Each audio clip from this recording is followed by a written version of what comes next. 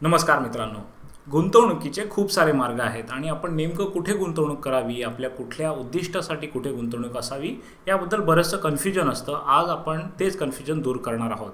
आज मी तुम्हाला 2025मध्ये गुंतवणूक करण्यासाठी सर्वोत्कृष्ट असे 10 वेगवेगळे मार्ग सांगणार आहे आणि हे मार्ग आपण वेगवेगळ्या उद्दिष्टांसाठी, वेगवेगळ्या गोलसाठी ठरवलेले आहेत. चला तर मग बघूया आपण आपल्या गुंतवणुकीला, आपल्या छोट्या छोट्या सेव्हिंग्जला मोठ्या संपत्तीमध्ये कन्व्हर्ट करण्यासाठी कुठे गुंतवू शकतो.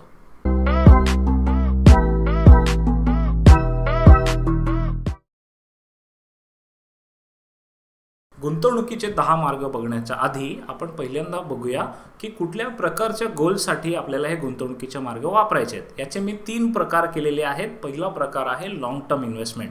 लॉंग टर्म इन्व्हेस्टमेंट म्हणजे 7 वर्षांपेक्षा जास्त कालावधीसाठी जे आपले गोल्स आहेत, उदाहरणार्थ रिटायरमेंट प्लॅनिंग असेल किंवा मग एज्युकेशन असेल, अशा प्रकारचे जे मोठे गोल्स आहेत त्याच्यासाठी तुम्हाला जास्त वेळ गुंतवणूक करून ठेवावी लागेल, जेणेकरून तुम्हाला ते चांगला परतावा देऊ शकतील.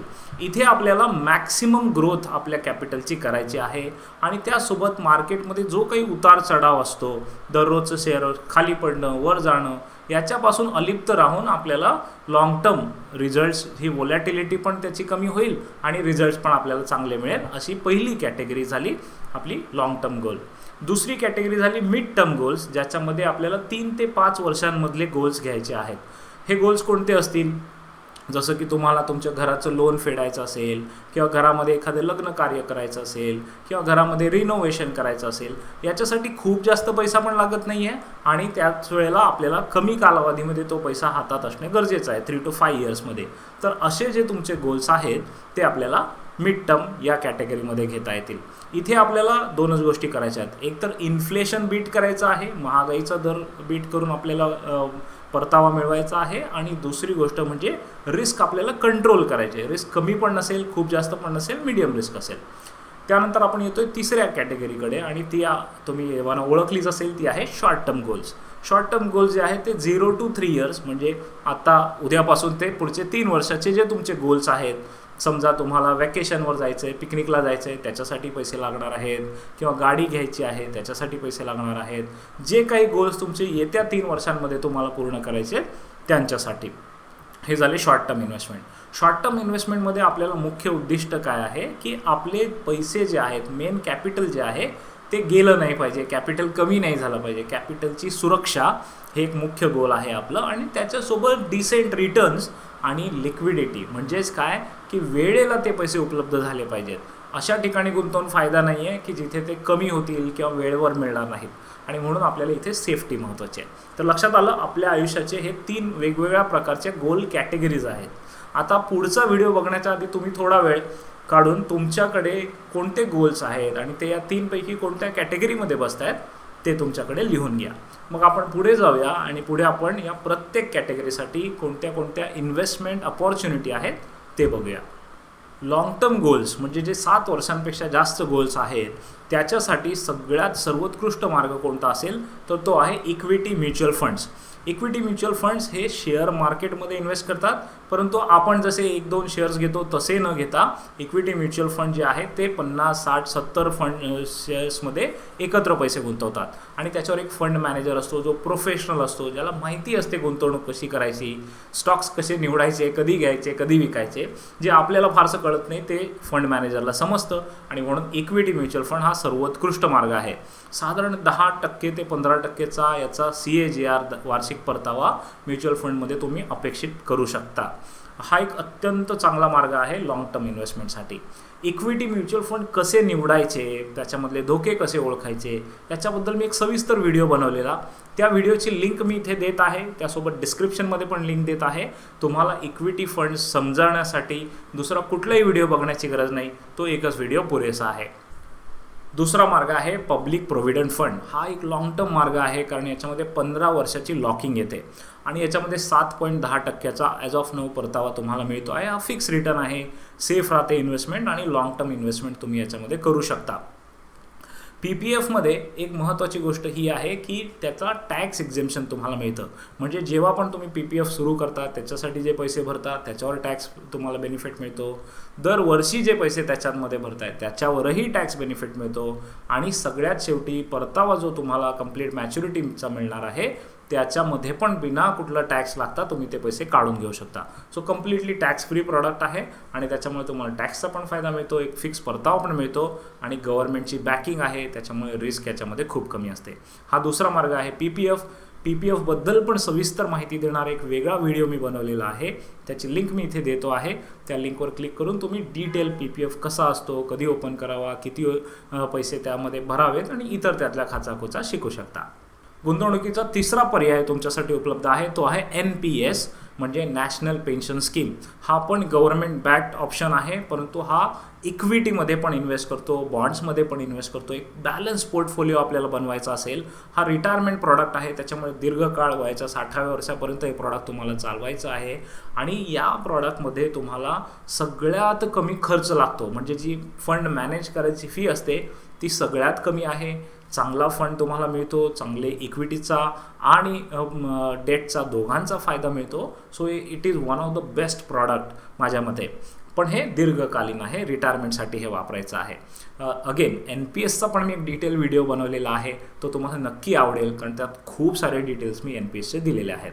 त्याची लिंक मी इथे देतो आहे वरती आणि खाली डिस्क्रिप्शनमध्ये पण देतो आहे. चौथा महत्त्वाचा मार्ग जिथे तुम्ही दीर्घकालीन गुंतवणूक करू शकता तो आहे सुकन्या समृद्धी योजना.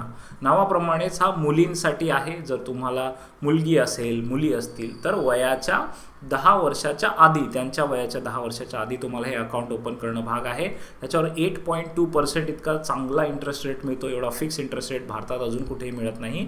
आणि त्याचबरोबर मुलीच्या शिक्षणासाठी किंवा मुलीच्या लग्नासाठी तुम्हाला हा पैसा वापरता येतो. अगेन ह्याच्यामध्ये जो परतावा आहे तो पण टॅक्स फ्री आहे. सो तुम्हाला टॅक्स बेनिफिट पण त्याच्यामध्ये मिळणार आहे आणि त्याचसोबत तुम्हाला एक चांगली दीर्घकालीन शिक्षणासाठी किंवा मुलीच्या लग्नासाठी गुंतवणूक पण मिळणार आहे.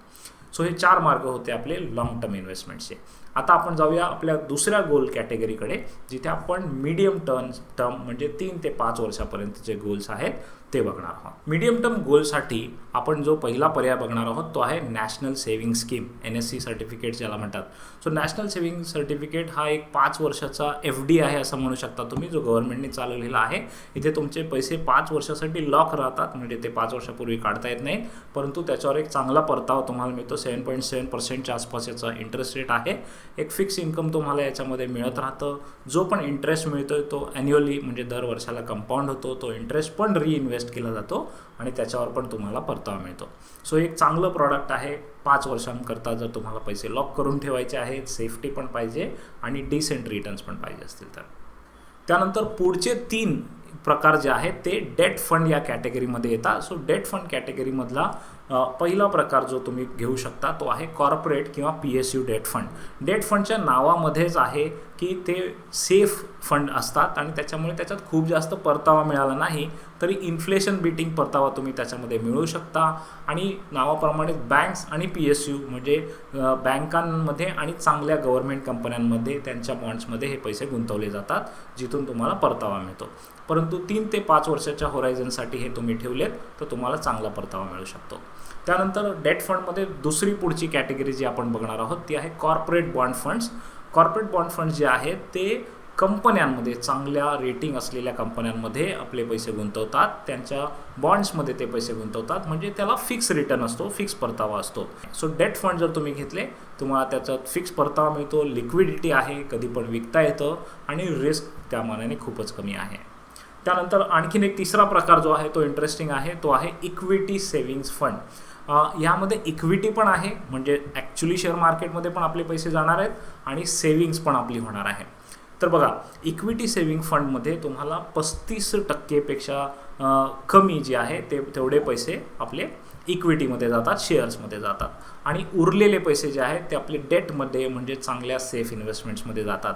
याच्यामध्ये तुम्हाला मार्केटचा पण फायदा मिळतो, रिस्क पण कमी आहे कारण आपले सगळेचे सगळे पैसे काही मार्केटमध्ये जात नाही, फक्त 35% किंवा त्यापेक्षा कमी पैसे जातात आणि बाकीचे बऱ्यापैकी पैसे आपले जे आहेत ते चांगल्या डेट इन्व्हेस्टमेंटमध्ये राहतात, जे खूप जास्त वेगाने ग्रो नाही झाले तरीसुद्धा ते पडत नाहीत आणि आपल्याला पैशांची सेफ्टी त्याच्यामध्ये मिळते. So equity saving scheme, equity saving date funds हा एक आणखीन पर्याय आपण बघितला जो तुम्हाला मिड टर्म गोलसाठी मदत करेल. आता आपण मिड टर्म गोल्स बघितलेले आहेत मित्रांनो 3 to 5 इयर्सचे, आणि आता आपण पुढे जाऊया शॉर्ट टर्म गोलसाठी जे आपल्याला लगेचच पूर्ण करावे लागणार आहेत.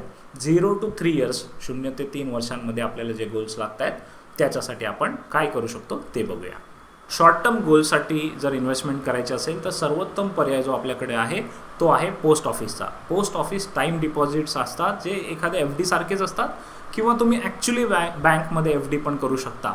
या दोघांमध्ये तुम्हाला साधारण 7, 7.25, 7.5पर्यंतचा तुम्हाला परतावा मिळतो आणि सेफ्टी मिळते, कारण आपले पैसे जे आहेत ते सेफ राहतात, ते रिस्की इन्व्हेस्टमेंट्स नसतात आणि त्याच्यामुळे तुम्हाला कमी वेळामध्ये आपल्याला पैसे कधी पण परत लागतील तर ते परत मिळण्याची शक्यता म्हणजे गॅरंटीच असते ऑलमोस्ट.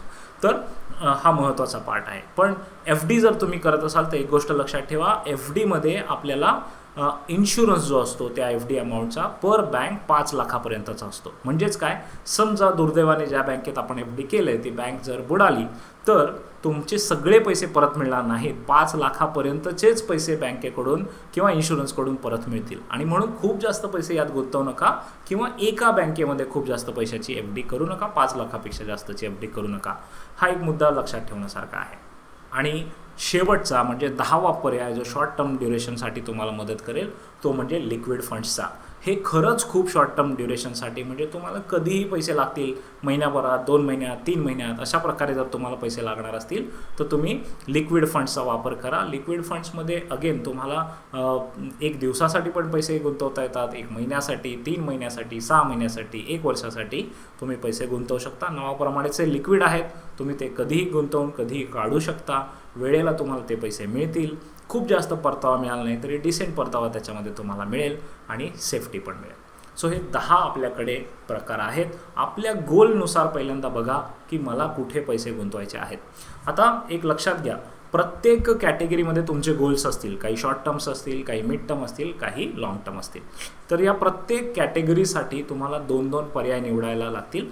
जसे मी आत्ता 10 पर्याय सांगितले, सगळे 10च्या 10 वापरायचे नाही आहेत, तर किमान 2 पर्याय प्रत्येक कॅटेगरीसाठी वापरा. 6 पर्याय तुमच्याकडे उपलब्ध आहेत ज्याच्यामध्ये तुमची गुंतवणूक वेगवेगळ्या प्रमाणामध्ये इन्व्हेस्ट करा. म्हणजेच काय होईल, तुम्हाला एक सेफ्टी मिळेल, त्याच्यामध्ये डायव्हर्सिफिकेशन मिळेल, कुठल्याही एका प्रकाराच्या गुंतवणुकीत तुम्ही अडकून पडणार नाही. फायदाही मिळेल, ग्रोथही मिळेल, सेफ्टी देखील मिळेल, मनःशांती देखील मिळेल, आणि हेच तर आपल्याला पाहिजे इन्व्हेस्टमेंटमध्ये. सो मित्रांनो, आय एम शुअर तुम्हाला भरपूर माहिती मिळाली असेल तुमच्या इन्व्हेस्टमेंटचा प्रवास सुरू करण्यासाठी. अजूनही इतर अनेक कॉन्सेप्ट्स मी इन्व्हेस्टमेंटचे शिकवलेले आहेत या चॅनलवर, तर या चॅनलला जरूर सबस्क्राईब करा. खाली कमेंट्समध्ये मला नक्की सांगा की तुम्हाला आणखीन कोणते विषय शिकायला आवडतील. काही प्रश्न असले तर ते प्रश्न पण विचारा, मी जास्तीत जास्त प्रश्नांना उत्तर देण्याचा प्रयत्न करेन.